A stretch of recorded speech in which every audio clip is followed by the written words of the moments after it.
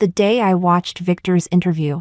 I left the divorce papers on the table and moved out of the home I had guarded alone for 3 years. In the interview, Victor said that the one thing in his life he felt most at peace with was that, at the moment between life and death, he had protected the person he cared about the most. The person he protected wasn't me, it was his white moonlight, Selena. 2 days later, at the farewell ceremony for the medical team heading to the earthquake zone in City Y, the same host asked me the same question. As an outstanding surgeon, Dr. Laura, what do you consider your proudest and most guilt-free moment? I looked toward Victor, just a few steps away, knowing full well that my husband was injured protecting his lover. I said, I still did everything I could to save his life. Chapter 1. In the video, Victor, once again hailed as an outstanding entrepreneur, still carried the same effortless grace he had back then, even sitting in a wheelchair. He was composed, elegant, aristocratic as ever. The comments flooded the screen. If you marry someone like Victor. He's perfect, even in a wheelchair. Still so charming. I smiled. Marriage, after all, is like drinking water, only you know whether it's warm or cold. As the interview drew to a close, the host shifted to a lighthearted, gossipy question. Mr. Victor, as a successful entrepreneur, could you share what you feel most proud of, something you did without regret? It was such a mild question that even the audience found it dull, but Victor paused for a long moment, then pointed at his crippled right leg. The thing I feel most at peace with, he said softly, is that, in a moment between life and death, I protected the person I cared about the most. The host lit up with surprise. Was it your wife? Victor only smiled, saying nothing. His silence made him appear even more magnetic. That gentle lowering of his gaze stirred waves of admiration online. Wow, Victor is so devoted. He's the kind of man women dream of. Even losing a leg couldn't stop him from protecting his beloved. So pure, so romantic. He's still so handsome, like a novel come to life. Bless them, true love forever. People who didn't know the truth genuinely meant their well wishes. Only I knew. The woman Victor had risked his life to protect wasn't me. It was Selena, the same woman who had disappeared years ago and returned to City C 3 years ago. I turned off the video and sat alone in the dark for 2 hours. Then I called Victor. As expected, no answer. I tried Daniel, his assistant. As always, he lied through his teeth. Madam, Mr. Victor is in a meeting. May I take a message for him? I glanced at the clock. It was 10:30 p.m. I sighed. No need to make things harder for an employee. It's fine. Just tell Victor that I've left the divorce papers in the study. He should sign them as soon as possible. Chapter 2. By the time I settled into my apartment, it was past midnight. As I finished my shower, Victor called 3 times in a row. If it weren't the middle of the night, I might have thought the company had suddenly gone bankrupt. Just as I hesitated to call back, the 4th call came through. Laura, where are you? Why aren't you at home? I raised an eyebrow. Daniel, the ever-vigilant assistant, had actually failed to report. I moved back to the apartment. Didn't Daniel tell you? A brief silence. Then Victor's voice came, 5 words. Laura, my leg hurts. Aw. So Daniel hadn't failed. Victor just couldn't face reality. But that leg, the one he injured for Selena, what right did he have to complain to me about its pain? Is that so? I said coolly. And what does that have to do with me? His voice on the other end was hoarse. I couldn't tell whether from pain or anger. Laura, you're my wife. I laughed, openly. For once. Victor. Last week's hospital exam, the gynecological report shows my hymen is intact. The silence that followed was suffocating. For the first time, I hung up on him myself, and blocked his number. Outside, the rain whispered against the windows, seeping into the room's chill. In weather like this, Victor's damaged leg would be cold, swollen, and heavy, as lifeless as stone. Before, out of professional duty, I used to prepare him herbal medicine for circulation, warming it again and again, so he could take a hot bath and ease the pain when he got home. But 9 times out of 10, he would reject it, and always with the same words. Don't bother doing unnecessary things. So tonight, his sudden weakness could mean only one thing. He'd been shaken by the divorce. Humans are strange creatures. He was the one who proposed marriage. He was the one who left me alone for 3 years. He was the one who lost a leg for his mistress. And yet, after flaunting his love that transcends life and death, he still had the audacity to turn back and say to me, "You are my wife." Chapter 3. As expected. After the sleepless chaos of the night, I fell once again into a nightmare. The city shook. People ran, screaming. Children cried. Blood covered the operating table. There were too many wounded. Too many for us to save. Inside the makeshift tent hospital, I couldn't even remember how long it had been since I last rested. Emma, who was helping me change into a new surgical gown, stuffed a piece of chocolate into my mouth, her eyes red from exhaustion. "Can you still hold on?" she asked. 72 hours had passed since the earthquake. Every single second was a battle to snatch lives back from the Reaper. As long as there was a single breath left, we had no right to say no. Emma wiped her tears away and ran off to call for more help. But I never expected that the next 2 patients they brought in would be a man and a woman, tightly locked in each other's arms, inseparable even in the face of death. One of the rescuers carrying the stretcher said breathlessly, "It's so touching." Must have been right when the earthquake hit. The man shielded the woman under him, used his own body to give her a world to survive in. Everyone was murmuring in awe and pity. Everyone except me. I stared, frozen, at the hand that still shielded the woman's body. The one I couldn't pry loose. That hand, and the custom diamond ring on its finger, looked painfully familiar. If I wasn't mistaken, that was Victor's hand. The ring on his finger was the exact match to the one I wore around my neck. Perhaps noticing how long I had gone silent, one of the assistants whispered hesitantly, "Doctor, should we call neurosurgery for this case?" Only then did I look down and notice the man's leg, flesh mangled and torn through to the bone. The white splinters piercing his skin. He had lost too much blood. His condition was critical. The pain he must have endured was far beyond what any ordinary person could survive. And yet, for 72 hours, he had held on, never letting the woman beneath him suffer a single scratch. The chocolate in my mouth turned sickly sweet, bitter with the metallic taste of blood. As I bit through my lip, I tilted my head back sharply. But still, I couldn't hold back the tears. Emma, choking up herself, wiped my face clean, tears and cold sweat alike. "Doctor," she pleaded, "please save him. If he dies, his lover will be devastated." I didn't know whether Selena would be devastated, but as Victor's wife, my heart, in that moment, shattered completely. Chapter 4. When the alarm rang, I woke up feeling as if I had just worked 2 consecutive night shifts. Even iced Americano couldn't rescue me from the exhaustion and numbness carved into my face. So when the hospital director summoned me, I almost suspected I had made a critical mistake at work. I mentally reviewed everything, no errors. Still, with a cold sweat clinging to my back, I went straight to his office. The moment I entered, his gray brows furrowed deeply. "Laura, this mental state of yours won't do. Look at yourself. What patient would trust you like this?" I couldn't refute him, so I admitted fault. Next to his serene, age-defying appearance, I did look like a hollow shadow of a human being. Perhaps seeing my sincerity, the director's tone softened as he got to the point. "Did you watch the news last night?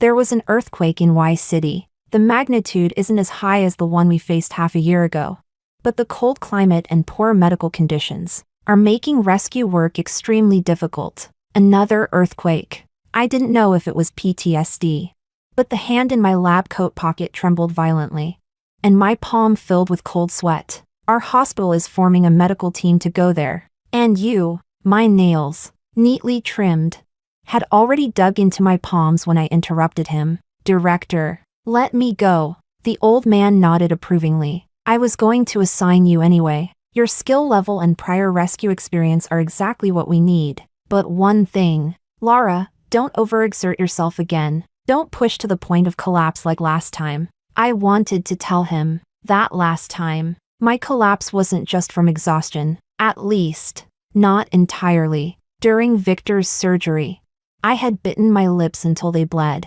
They were so torn that I couldn't remove my mask in public for half a month afterward. I endured until the very end of the operation, until the sterile cloth was lifted, and I was forced to look straight at Victor's face. Still as handsome as ever, that was the moment I broke. It wasn't the earthquake that crushed me. It was his betrayal that dealt the fatal blow. Chapter 5. Leaving the director's office. I stood in the corridor under the sun for a while, but before I could feel any warmth, Daniel called. Madam, Mr. Victor asked me to check where his silver tie with the dark pattern is. He needs it for tonight. I let out a short laugh. Daniel, tell your Mr. Victor to speak for himself instead of sending you to disgust me. There was a pause. Then Daniel spoke again, cautious as always. Mr. Victor said he hopes you'll calm down and not act on impulse. I almost laughed from sheer anger. How good must my temper be for Victor to think he can trample all over me like this? Then tell him, if he doesn't want to sign, fine, he can wait for the lawsuit. I suddenly realized this upcoming medical mission couldn't have come at a better time. Of course, I always wish for world peace and a safe, prosperous earth, but being able to step away from my old life, even briefly, felt like being given a rare chance to breathe. I was almost eager to leave, yet Victor seemed possessed. Daniel's calls came one after another, more in a few days than in the past 4 years combined, after stripping away all the nonsense. The message was simple. Victor wanted to see me. He thought we needed to have an honest talk. According to Daniel's exact words, Laura, I don't think your sudden decision to divorce is rational, even if you don't think about yourself. You should consider both families' elders. Typical Victor. When he couldn't sway me, he played the family card. After all, ours was half an arranged marriage. We grew up in the same circle. Our parents were friends. When we reached the right age, two unmarried people naturally became a perfect match. From the first meeting to the wedding, our parents handled nearly everything. I merely nodded in agreement. After hearing that Victor himself didn't object, no one knew the truth, that the only reason I agreed was because I had liked Victor for as long as I could remember. That tall, lean boy in a white shirt had filled every corner of my youth. But back then, Victor never looked at me. All of his attention, his affection, was given to Selena. Chapter 6. Selena was beautiful and rebellious, despite having a father who gambled and drank his life away.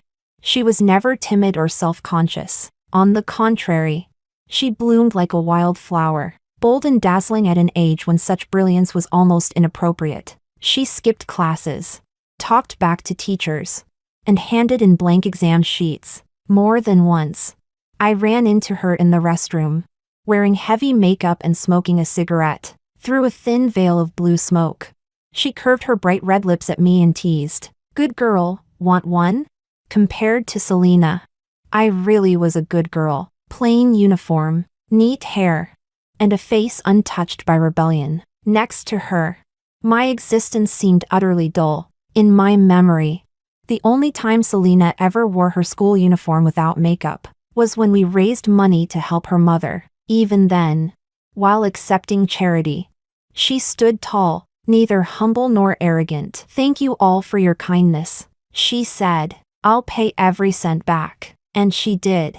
After graduation, Selena repaid every one of us, except Victor. That was when I learned that Victor had donated 200,000 yuan to her, 10 times what the rest of us had given combined. Selena, of course, couldn't afford to pay him back. All the money she earned from summer jobs had been stolen by her father for gambling and drinking. Even the amount she repaid us with, she had borrowed from Victor. At the time, I thought Selena accepted Victor's help because they were already in a relationship, but I was wrong. Selena didn't even take the college entrance exam. She left C-City soon after graduation. On the night before she left, she asked Victor to meet her at a small motel. She wanted to repay him in her way. I don't know what happened that night, But I do know, she never managed to return the money, because on the night I married Victor, he got drunk, refused to enter our bedroom, and fell asleep on the sofa. I sat beside him with a cup of honey water, keeping him company through the night, listening to every word of his drunken confession. Selena, if I had known it would come to this, I never should have let you go that night. I didn't cry. I didn't make a scene. The next morning, I simply asked for a divorce. Chapter 7. I agreed to the arranged marriage because I loved Victor, not because I could endure a husband whose heart was elsewhere. No, not even elsewhere. We didn't even share a bed. The irony was unbearable. Victor had the audacity to accuse me of treating our marriage like a joke, as if he hadn't been the one who, on our wedding night, drunkenly confessed with tears in his eyes that he never should have let Selena go. I had no choice but to play back his own drunken words for him, that shameless confession of love for another woman, so that he could hear for himself what he had said. Only then did Victor, pained and humiliated, finally tell me about his tragic first love. He swore that his story with Selena was over, that I was the woman he truly wanted to spend his life with, and I believed him, because I knew that ever since Selena had vanished without a word, she had cut off all contact with everyone, including Victor. After that long, heavy talk the morning after our wedding, Victor and I became cautiously polite. Our marriage, tended so carefully, looked perfect from the outside. Victor would pick me up from the hospital after work, sometimes bringing flowers or jewelry on my days off. I cooked and tried to be the gentle, virtuous wife that every woman was expected to be, though the thorn from that wedding night still lodged deep between us, keeping us from real intimacy. Our relationship gradually softened, almost like a normal, loving couple. On our first anniversary, Victor brought flowers, booked a candlelight dinner, and presented a pair of custom diamond rings to make up for the casually chosen ones from our wedding. The atmosphere was tender, romantic. When Victor leaned in to kiss me, I thought, finally I had waited long enough for the moon to break through the clouds. But then, his breathing grew heavy, his movements more restrained, when he suddenly stopped, frozen in an awkward position.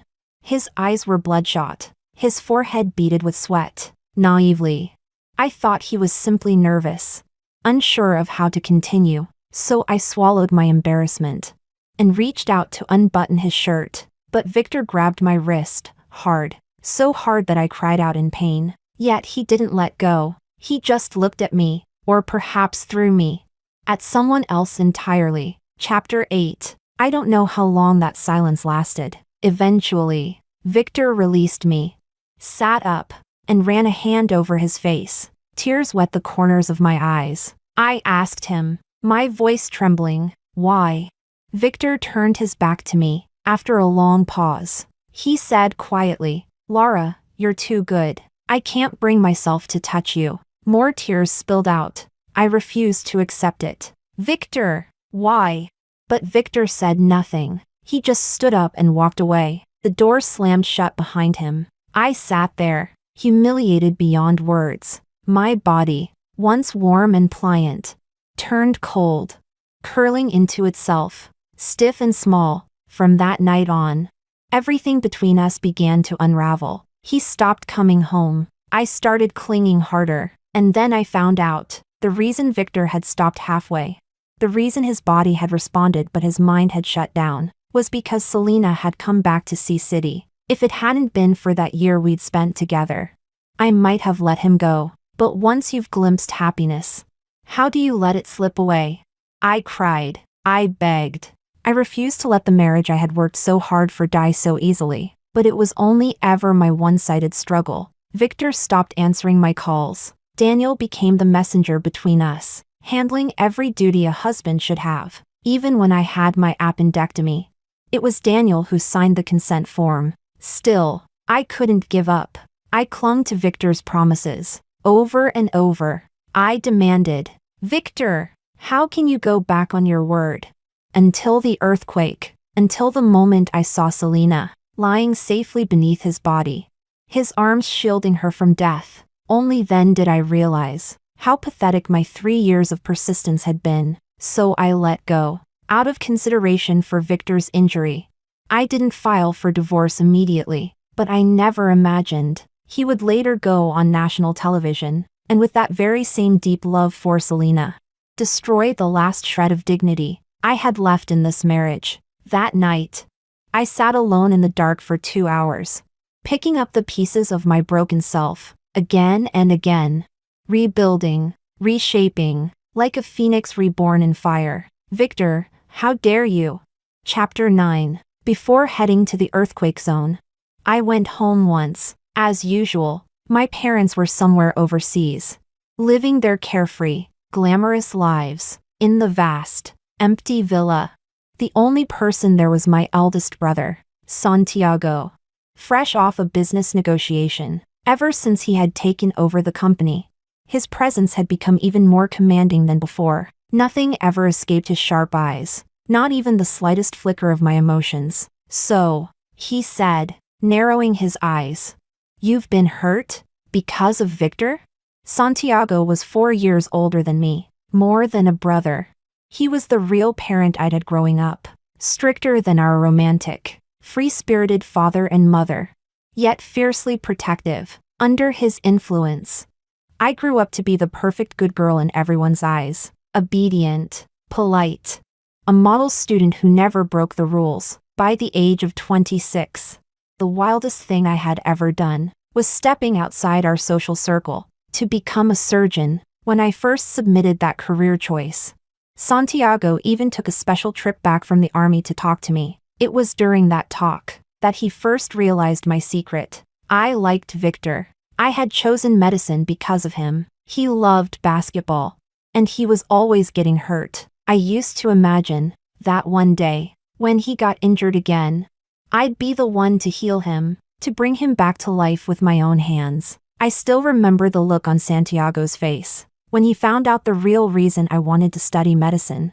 It was a mixture of disbelief, disappointment, and frustration. "Laura, is it because Dad, Mom, and I didn't give you enough love or confidence? Or because there's no one else in our circle you deem worthy? Why would you choose to love someone in such a humiliating way?" That was the only time I had ever seen Santiago truly lose his temper with me. Either go after what you want, or let it go completely, but don't indulge in this pathetic self-sacrifice. "Laura, I can't stand that kind of sentimentality."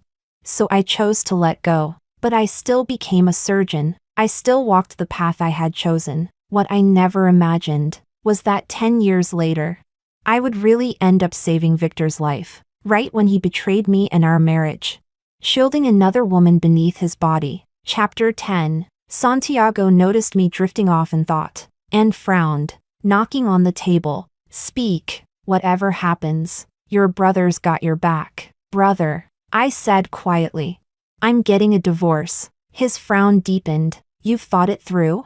I nodded. "Yes, the divorce papers have already been delivered to Daniel." Santiago let out a long sigh. 4 years ago, when you decided to marry Victor, I asked you the exact same question. You said you'd thought it through then, too." It was true. The night before the wedding, Santiago had called me into his study. He had just come back from the army. "Laura," he said then, "as long as I'm here, you can do whatever you want. You don't need an arranged marriage. Tell me honestly, have you really thought this through?" At that time, I had been full of hope. After all, it was Victor who had agreed to the marriage first. "Brother, I've thought about it. I really like Victor. I'll take responsibility for my choice." But reality proved me wrong. "I know you're angry," I told him now. "You've always protected me so well. But I need to grow up someday. Like I said, I'll take responsibility for my own choices, including this divorce." Santiago was silent for a long time. Then he sighed helplessly. "You've grown up, and I can't control you anymore." But the moment he learned that I was leaving for Y City the next morning to join the medical relief team, his temper exploded again. "Laura, you've really grown wings. Huh? You dare keep something this big from me?" But I knew his bark was worse than his bite, so I snapped right back. "And what about you? You didn't tell us when you almost got yourself killed, on a special mission, did you? Since we both had secrets, we had no choice but to call it even. That night, he took me out for a big dinner as a farewell gesture. When he drove me home, he added a new contact to my phone. Eric, you remember him, right? If anything happens over there, call him. Of course I remembered. Eric, Santiago's old comrade in arms, rougher than Santiago, but just as reliable and maybe even more handsome. I didn't think I'd need to call him, but I nodded obediently anyway. Santiago was leaving for S-City early in the morning, so he couldn't see me off himself. The least I could do was not make him worry. Chapter 11. Goodbyes are often tinged with sorrow, but sometimes they can also burn with passion. The red carnation pinned to my chest seemed to bring tears to many people's eyes, including Victor's. I hadn't expected him to appear at the send-off ceremony. By all logic, he shouldn't even have known that I was joining the medical relief team at the quake zone. Yet there he was, his wheelchair parked not far from the crowd, expression grave, eyes dark and unreadable. I, however, almost wanted to laugh. Why pretend affection between two people who should have long since become strangers? If I had any talent for writing clickbait, I might have sent this to a gossip blog myself. Shocking! After 3 years of neglect, my husband suddenly regrets everything the moment I'm leaving for the disaster zone. Is it love rekindled? Or another manipulation? As if hearing my thoughts, a microphone suddenly appeared in front of me. Doctor, as an outstanding surgeon, what do you consider the thing you're most proud of? The same question, the same host, and suddenly, I almost laughed again. So this is what they mean when they say karma always comes full circle. I knew exactly what kind of polished, inspiring answer the host was expecting, but instead, I turned my gaze toward Victor, who sat only a few steps away. What I'm most proud of, I said, is that during the earthquake 6 months ago, even knowing my husband was injured while protecting his lover, I still did everything in my power to save his life. When I finished, I didn't care about the stunned host or the audible gasp rippling through the crowd. I simply turned around and boarded the bus to the airport. Out of the corner of my eye, I saw Victor pushing himself up from the wheelchair, his face twisted, eyes wide with fury. If Daniel hadn't held him down, I might have witnessed a literal medical miracle. Emma crept closer, tugging gently at my sleeve. Laura, are you okay? Okay? How could I not be okay?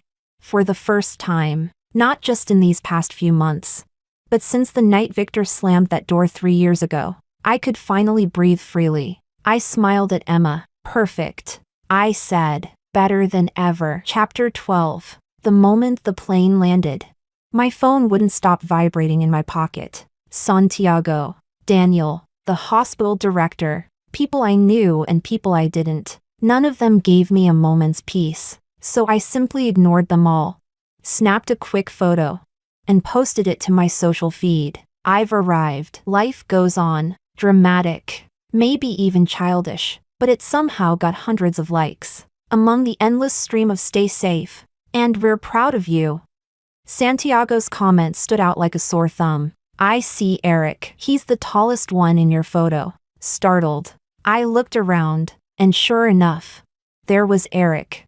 That sharp, striking face impossible to miss. I hadn't expected him to be here. And suddenly my heart skipped a beat, leaving me both flustered and unsure of myself. It wasn't until I noticed the SWAT uniform he was wearing that I realized he wasn't here for me at all. He was here to escort the medical team into the quake zone. My fluttering heart, completely self-inflicted.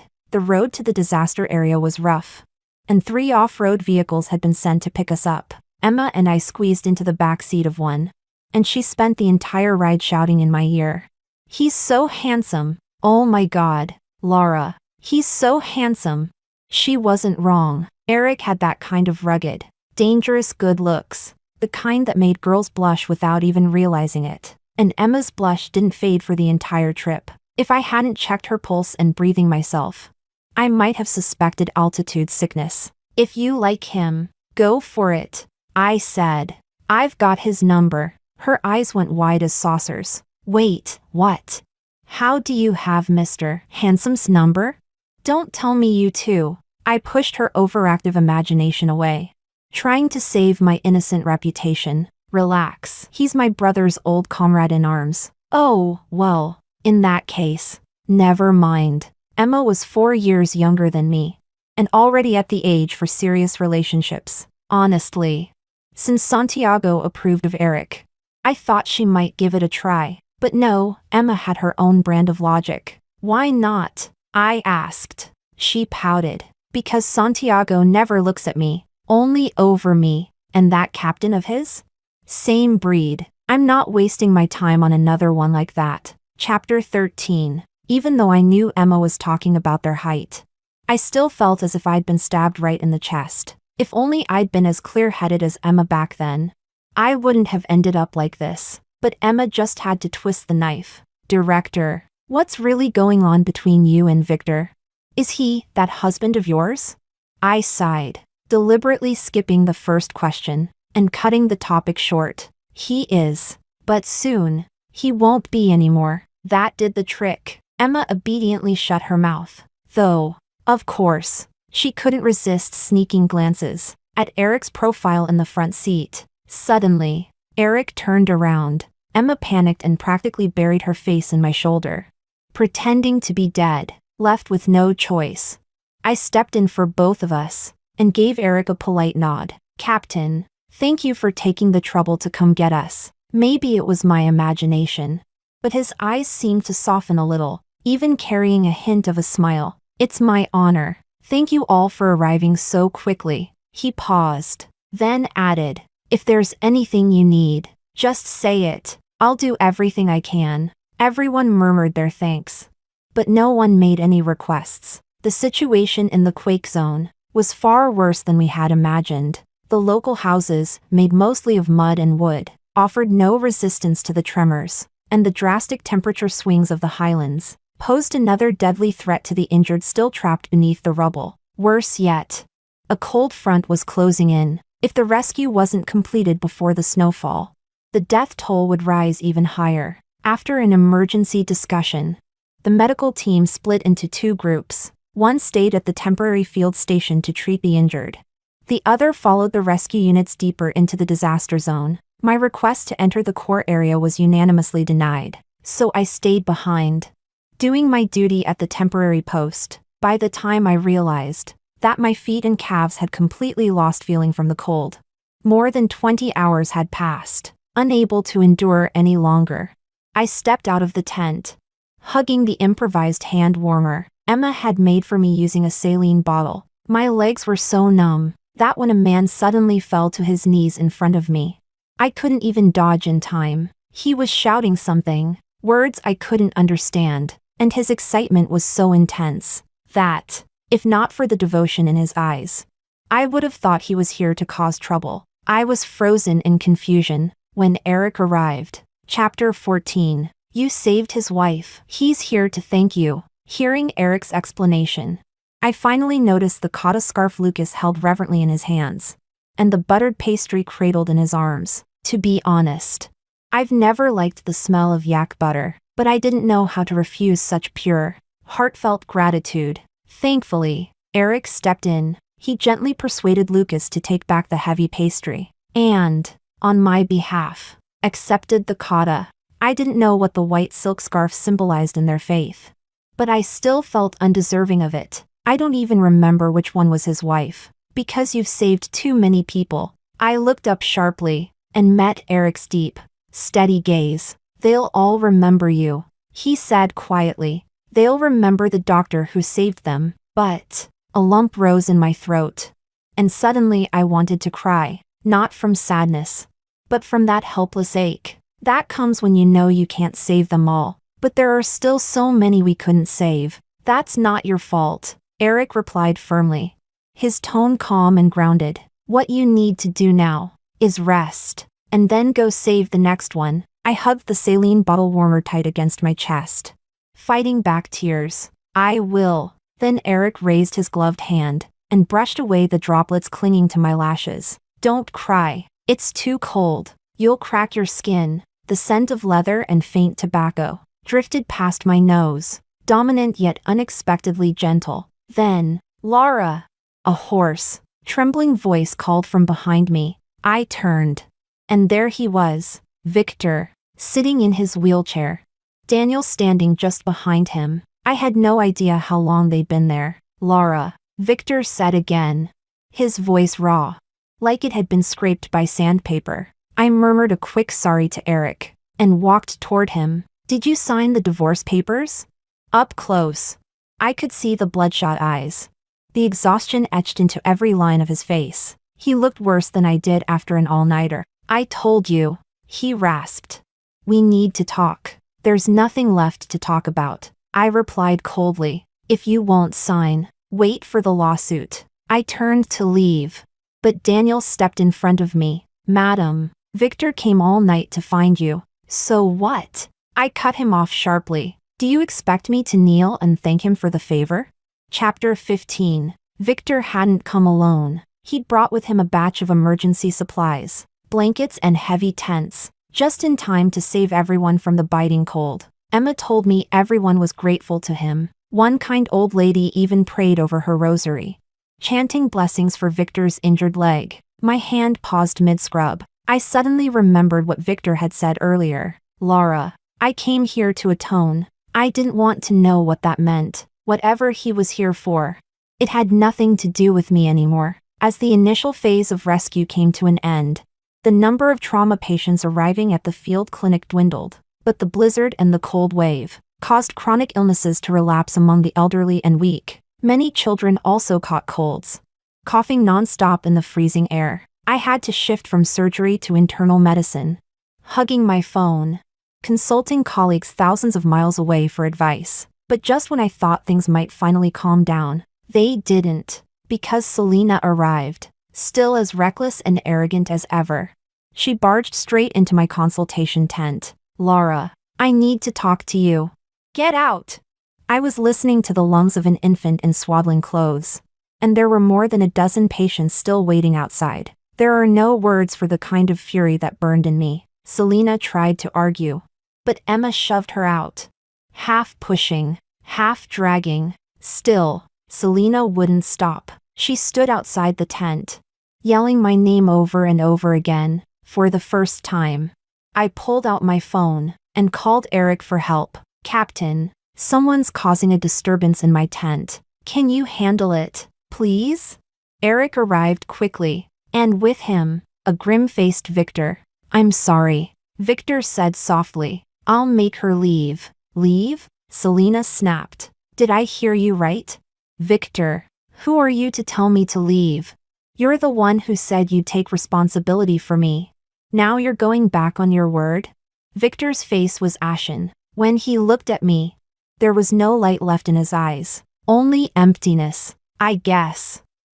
I don't even have the chance to regret anymore, do I, Laura?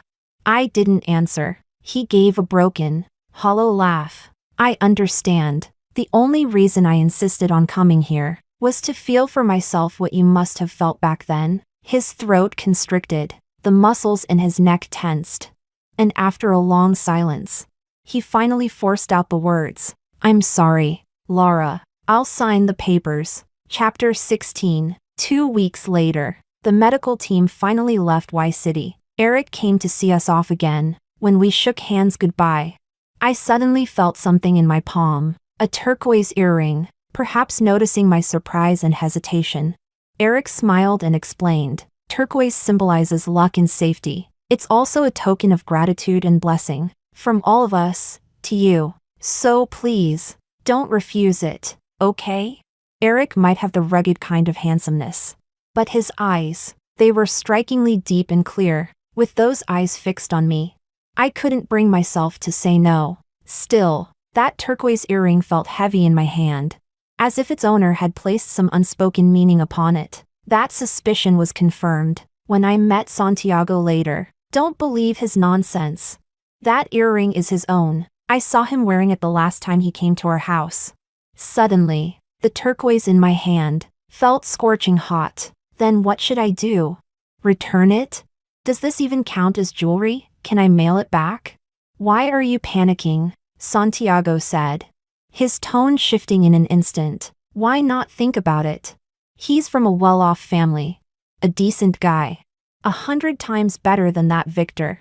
I couldn't help but laugh, half exasperated. Come on, can you be serious for once? We're not here to compare people. I admit he's a good man, but he and I aren't a match. Besides, I hadn't yet walked out of the shadow of my last marriage, but to my utter disbelief, Santiago had barely promised not to play matchmaker before running off to tell Eric, give it up.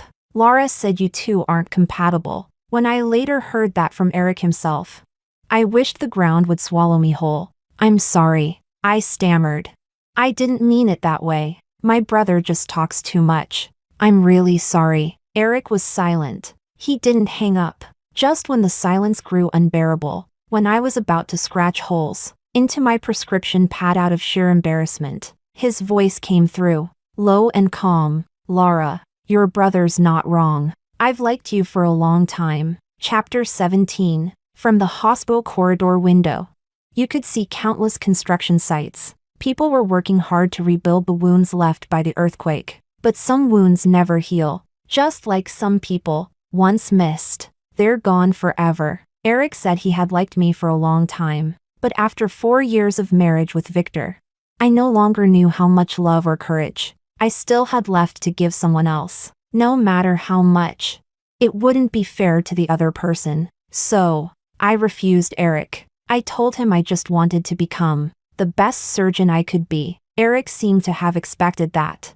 Laura, you've always been excellent, he said softly, but if that's your wish, then I hope it comes true. The turquoise earring he'd given me hung from my phone as a charm during night shifts, or when I was stuck writing a paper.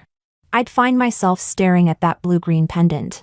Its strange, beautiful patterns calming me down. One day before the Lunar New Year, Victor and I finalized the divorce. There was a long scratch on his face. Selena's doing, because Victor had changed the terms of the agreement.